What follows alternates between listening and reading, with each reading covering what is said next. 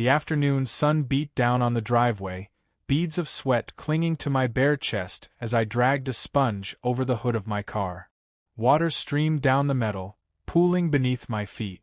The rhythmic motion of washing, back and forth, was the only thing keeping my mind from spiraling. Jack was gone again.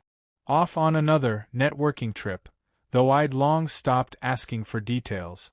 We hadn't touched each other in weeks. Hell, maybe months. Our marriage had quietly wilted, like flowers in a vase with no water. Still standing, technically, but only just. I rinsed the suds with a spray of the hose, wiping my brow as I caught movement from the corner of my eye. The screen door creaked open behind me.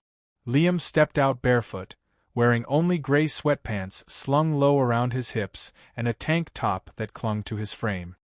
His dark hair was messy from sleep, his eyes still heavy with mourning. "Didn't know you were into wet t-shirt contests," he said with a smirk, lifting a glass of iced coffee to his lips. I turned, half smiling, trying to keep it light. "Didn't know you were a judge." He chuckled, slow and deliberate, walking down the steps until he was just a few feet behind me. "You missed a spot," he said, voice lower now. Before I could reply, I felt his hand.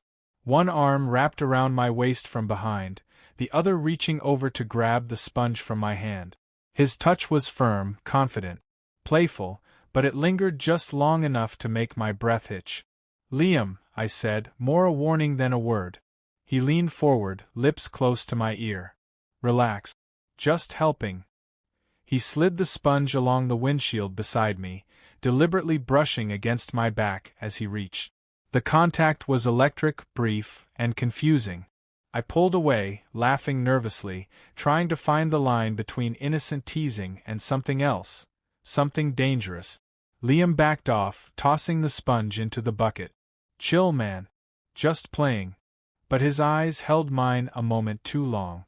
Then he turned and walked back up the steps, taking a slow sip of his coffee, hips swaying just a little more than necessary.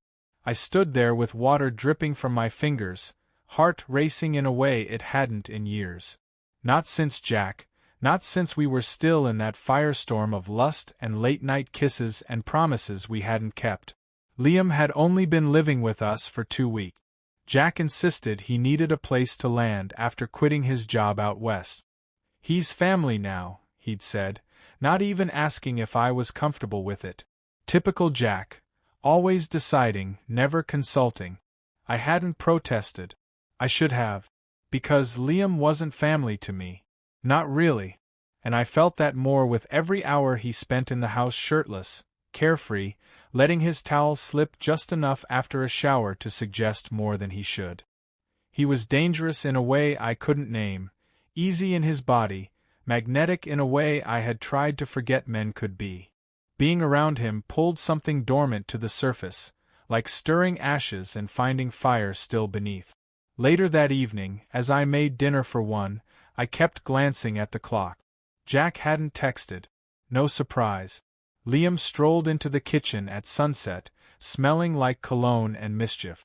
"Smells good," he said, reaching over to taste the sauce on the stove with his finger. "You always cook like this when he's gone?" I frowned. "He's working." "Sure," Liam said, licking his finger slowly. "Must be a busy guy. I wouldn't leave you alone this much." I didn't know what to say to that. I focused on stirring, pretending not to hear the rust in his voice, the challenge buried in it. "You don't talk about him much," Liam added, hopping up to sit on the counter. "You too happy?" I stiffened. "That's none of your business." Liam raised his hands. "You're right. Just curious. You don't seem happy." Silence stretched between us. I stirred the sauce too long. It started to stick. Finally, I said, "Marriage changes." He shrugged. "Doesn't have to die." I turned off the stove. His words hung in the air like smoke, visible, thick, and hard to breathe through. "I'm not the guy you should be saying this to," I said, my voice softer than I intended. He slid off the counter, stepping closer. "Maybe you are." He didn't touch me this time. Just left the kitchen slowly, barefoot steps echoing in the hallway like thunder. I stood there, hands braced on the countertop, breathing heavy like I'd just sprinted a mile. The house felt louder after he was gone. Every creak in the floorboard, every hum of the fridge, every tick of the clock. All of it reminding me that something had shifted. That a door, one I never meant to open, had cracked just slightly. And I wasn't sure if I wanted to close it. Jack called that night. I almost didn't answer. I stood in the hallway, shirt damp from the shower, towel around my waist, phone pressed to my ear. His voice came through static, distant. Just checking in. Everything good there? Fine, I replied, trying to sound neutral. I could hear traffic behind him, maybe a bar. Or a hotel lobby. How's Liam? He asked. My jaw clenched. Still here. Jack laughed. Be nice. He's been through a lot. I looked down the hall toward Liam's room. The door was cracked open, a low flicker of light pouring out. I pictured him inside, bare-chested again, lounging across the bed like temptation in the shape of a man. Yeah, I muttered. I'll be nice. Jack didn't hear the edge in my voice. Or maybe he chose not to. Won't be long. I'll be home Saturday night. Right. He hesitated. I miss you, you know. I didn't answer. I didn't know how. I hung up before he could say anything else. I went back to my room and shut the door, but I didn't lock it. The next morning, I woke to the smell of coffee and something more. Bacon. Toast. All sizzling in a kitchen that hadn't seen real breakfast in months. I padded down the hall and found Liam shirtless, again, in just joggers, barefoot and humming to himself as he flipped eggs with ease. You cook? I asked, surprised. He turned, grinning. I seduce. Cooking's just part of the charm. I laughed, despite myself. Should I be worried? Too late, he said, without missing a beat. We ate together. The table felt warmer with him across from me, even though everything about it was wrong. I didn't want to like this. I didn't want to crave the way his eyes lingered, the way he always found a reason to touch my hand, my arm, the small of my back as he passed. After breakfast, I found him in the living room, stretching across the couch in a way that felt both casual and calculated. You always this comfortable in other people's homes? I asked. He looked up. Depends on the people. You know what you're doing. He smiled lazily. Do you? That stopped me. Because I didn't. Not anymore. That afternoon, the AC died. The house turned into an oven. Windows thrown open, fans blowing nothing but warm air. I stripped down to a tank top and shorts, sweat trailing down my spine. I stayed in the kitchen, trying to distract myself with cleaning, wiping down the same counter over and over again. Liam wandered in, also shirtless, sweat glistening on his collarbone. You decent? He asked, as if the word had any meaning left. You're not helping, I muttered. He came up behind me, fingers ghosting the edge of my waistband. Tell me to stop, he whispered. I didn't. Not for a second. But I stepped away. That was enough. For now. You think I'm the villain in this, he said quietly. But you're not exactly innocent. I turned. I'm married. To a man who leaves you empty. He was right. And he knew it. That night we sat on the couch together. The space between us was deliberate. Electric. The TV flickered, forgotten. His thigh brushed mine once. Then again. And when I didn't pull away, he rested his hand there, light testing. I didn't stop him. Tell me what you want, he murmured. I swallowed hard. My mouth opened, but no words came out. I see the way you look at me, he said. You pretend you don't, but your body tells the truth. I closed my eyes. You're Jack's brother. Half-brother, he corrected. He barely talks to me. I barely know him. I stood up, heart racing. This is a mistake. He rose too. Then stopped coming back. I turned away, retreating to my bedroom. But even there, I could feel his presence pressing against the walls. And when I lay down, I didn't think of Jack. I thought of Liam. Of hands that wanted me. of lips that didn't hesitate. I didn't touch myself, but I didn't sleep either. Saturday morning arrived too fast. Jack was coming home that night.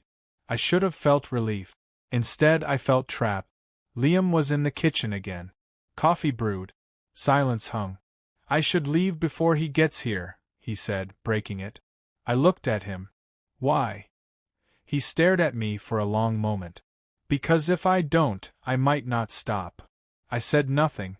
I couldn't. He stepped closer. And if you don't want that, say the word. He waited. But I didn't say anything at all. That night Jack returned, smiling, oblivious, tired. He kissed my cheek. I flinched. Liam watched from the hallway, his jaw tight, his eyes unreadable. We pretended everything was normal. But nothing was. And it was only getting worse. Jack settled back into the house like he never left, but not with me. He brought back files, calls, and distractions. The kind of presence that filled a space without occupying it. We ate dinner together, but didn't speak unless necessary. When we did speak, it was surface level, groceries, bills, upcoming meetings. Nothing that required emotion. Nothing that required touch. He slept beside me the first night, but there was a canyon between us, carved from months of slow erosion. I stared at the ceiling. He snored softly. The bed felt more crowded than ever, yet I had never felt more alone.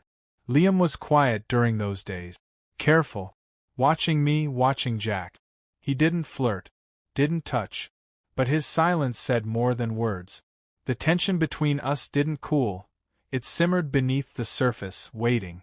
It finally boiled over the night Jack forgot my birthday. He came home late, arms full of Thai takeout and a Bluetooth headset still clipped to his ear.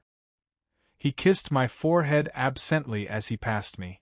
I grabbed your favorite, he said, not noticing the unlit candles, the cake box on the counter, or the empty wine glass in my hand. I stared at him. You forgot. He blinked. What? I didn't repeat it. I didn't have to. His face faltered for a second, then smoothed over with a practiced apology. I've just been slammed. Don't, I interrupted. Just don't. I left the kitchen. He didn't follow. Liam found me outside on the porch an hour later, barefoot, cradling a drink in my hand, eyes fixed on nothing. You okay? He asked. I laughed, humorless. That depends. On what? On whether I want to keep pretending this marriage still exists. He sat beside me, close but not touching. You don't have to pretend with me. I looked at him. His eyes were soft but steady. No arrogance. No teasing. Just quiet, unshakable want. You make it too easy, I whispered. I'm not trying to make it anything, he said. I just see you. And I believed him. For a long time, neither of us spoke. Then I stood. So did he. I should have walked away. Instead, I leaned in. The kiss didn't explode, it unfolded. Soft, cautious, unsure. But once his mouth met mine, everything inside me collapsed. Months of loneliness, desire, guilt, and confusion coiled together in that moment. His hand slid into my hair. I let him. We kissed until I couldn't breathe. Then I pulled away. I can't, I whispered, but it didn't sound convincing. He didn't argue. He just looked at me like I already had. The next morning, Jack left again. Just one night, he said, tossing a bag over his shoulder. I nodded. He didn't notice the distance in my eyes. Or maybe he did and chose to ignore it, just like everything else. By evening, the house felt different. Not just empty, but volatile. Like a storm was circling just outside, waiting for permission to enter. Liam cooked again. We ate in silence. He didn't reach for me, didn't touch, but his eyes kept finding mine. When the plates were cleared, I found him in the living room. I crossed a line, I said. So did I, he replied. We can't do it again. He stood. Why not? I hesitated. He stepped closer. Because it felt too good? Because it reminded you that you're still alive. His words were dangerous. And true. You're his brother. No, he said. I'm not. I'm just the man who sees you when he doesn't. I exhaled shakily. He'll be back in the morning. Then tonight, Liam said, brushing his fingers along mine, is all we have. I looked at him, young, impulsive, reckless, and saw the answer in his eyes. I wanted to say no. I didn't. We didn't go to my room. We stayed in the living room, as if moving anywhere else made it more real. The first touch was careful, reverent, like he was memorizing my skin. The second was not. There was nothing gentle in the way we moved, just hunger and need and silence broken only by breathing and gasp. His hands were fire, his mouth an answer I hadn't dared ask for. And when it was over, we didn't speak. He fell asleep beside me on the couch. I didn't sleep at all. At dawn, I woke to the sound of Jack's keys in the door. Liam was still beside me, shirtless, one arm across my chest. I jolted upright. Liam, get up. He blinked, confused, then heard the door. He grabbed his clothes and vanished down the hall. I sat there, heart pounding, trying to erase the night from my face. Jack walked in, exhausted. Long drive, he said, rubbing his neck. I stood in the same room where I had betrayed him. He leaned in to kiss me. I turned away. He didn't notice. But Liam did, from the hallway where his eyes met mine. And in that look, everything was said. What had started as tension was now a secret. And secrets, once awakened, never go back to sleep. The silence between me and Jack grew louder after that morning. He didn't ask why I flinched when he touched me, or why my smile never quite reached my eyes. He just kept acting like everything was fine, as if pretending hard enough would make it true. But pretending didn't erase the way Liam had looked at me from the hallway. It didn't erase the weight of his body beside mine just hours before Jack walked through the door. Guilt didn't burn. It ached, deep and slow and steady. Liam kept his distance. He stopped lingering, stopped cooking, stopped teasing. But every time I passed him in the hall, I could feel the tension twisting between us like a live wire, coiled, waiting to snap. One night, I found him outside on the back steps, smoking. He looked up as I approached, his face shadowed and unreadable. "You okay?" I asked. He took a long drag. "Are you?" I didn't answer. "I should go," he said finally, exhaling smoke. "I've overstayed." "You're not wrong," I admitted. "But it's not that simple." "Actually, it is," he said, flicking ash to the ground. "You either want to be where you are, or you don't." Later that night, I stood over the sink, washing dishes I didn't need to wash. Jack entered the kitchen behind me. He leaned against the counter, arms crossed. "Something's off," he said. My hands froze in the water. "I've been feeling it for a while. But lately, it's different." I turned slowly. "What are you saying?" He looked at me, eyes sharp but tired. "Are you sleeping with him?" The words were surgical, sharp, clean, undeniable. I opened my mouth, but nothing came out. That was answer enough. Jack looked away, jaw tight. "Jesus. I didn't plan for it to happen," I said quietly. He laughed, bitter. "That's always how it starts, right? One moment of weakness, one kiss, one night. And suddenly the whole foundation is gone." "It wasn't just a moment," I admitted. "It's been happening for a while, just not physically. Not until—" "Don't," he snapped.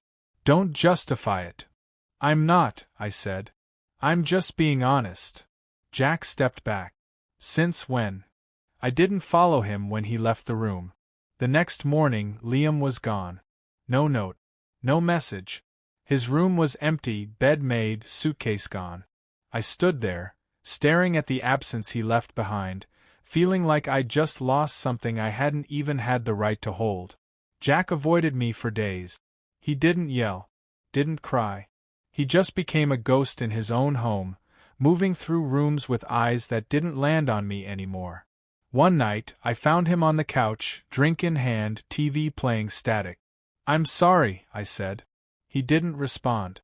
"I didn't mean to hurt you." He looked at me then, really looked. You think that makes it better? No, I whispered. I just want you to know I didn't stop loving you. But you stopped choosing me, he said. That was true. And we both knew it. The final conversation happened on a Sunday morning, over cold coffee and unsaid word. Jack sat across from me, silent for a long time. Then, so what now? I don't know, I admitted. Do you want to fix it? He considered that. I don't know if I can trust you again. I don't blame you. I still love you, he said. But I don't know if that's enough. It wasn't. We both knew that, too. I moved out a week later. No drama. No shouting. Just the quiet disassembly of a shared life. I packed my things. Jack didn't help. He didn't stop me, either. When I closed the door behind me for the last time, I felt two things at once.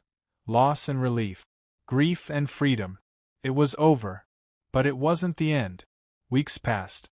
The air felt lighter, the house I rented quieter. Too quiet. I didn't reach out to Liam. I didn't know if I deserved to. But one evening, I opened my front door and found him there. Backpack slung over one shoulder, hair messy, expression unreadable. You ran, I said. You were taken, he replied. Not anymore. He stepped forward. So what now? I stared at him, at the fire still in his eyes, at the mess we'd made and the ache that still hadn't healed. I'm not asking you to save me, I said. But I want to be real with someone. I want to choose, not fall. Liam nodded slowly. Then start here. Start with me. I didn't kiss him. Not yet. I just opened the door wider and let him in. Because sometimes, the end of one story isn't closure. It's the chance to write a new one, with no lies, no pretending. Just truth. Even if it's complicated. Even if it hurts.